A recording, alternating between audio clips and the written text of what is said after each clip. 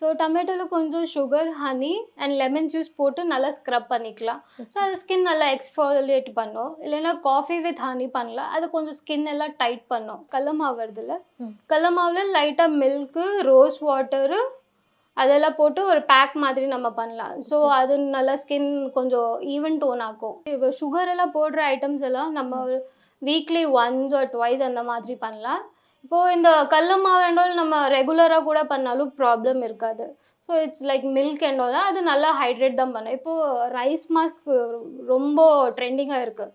So இந்த Korean skin care எல்லாம் வந்ததுக்கப்புறம். ஸோ நம்ம இது ரைஸ் வாட்டர் ஃபேஸ் மாஸ்க் எல்லாம் நம்ம வீட்டிலே பண்ணலாம்.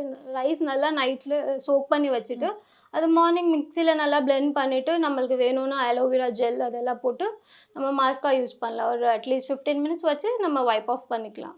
So rice water is best. ஆக்சுவலாக அது எப்படி ஒர்க் ஆகுது நம்ம மேலே? ரைஸ் எப்படின்னா அது நல்லா ஃபர்மெண்டடாக இருக்கும். ஸோ அது நல்லா ஸ்கின் மீன்ஸ் ஸ்கின் நல்லா இது கிளியர் ஆகும். ப்ளஸ் இந்த போஸ் எல்லாம் கொஞ்சம் டைட் ஆகும். அண்ட் இப்போது அன்ஈவன் டோன் எல்லாம் இருந்தால் அதுக்கு ரெகுலர் ஒரு 1 வீக் 21 டேஸ் அந்த மாதிரி ரூல்ஸ் எல்லாம் ஃபாலோ பண்ணுறாங்க. ஸோ அந்த மாதிரி ஃபாலோ பண்ணால் நம்மளுக்கு ஸ்கின் நல்லா சேஞ்சஸ் இருக்கும். லைக் முன்னை விட அந்த டோன்ஸ் எல்லாம் மாறும்.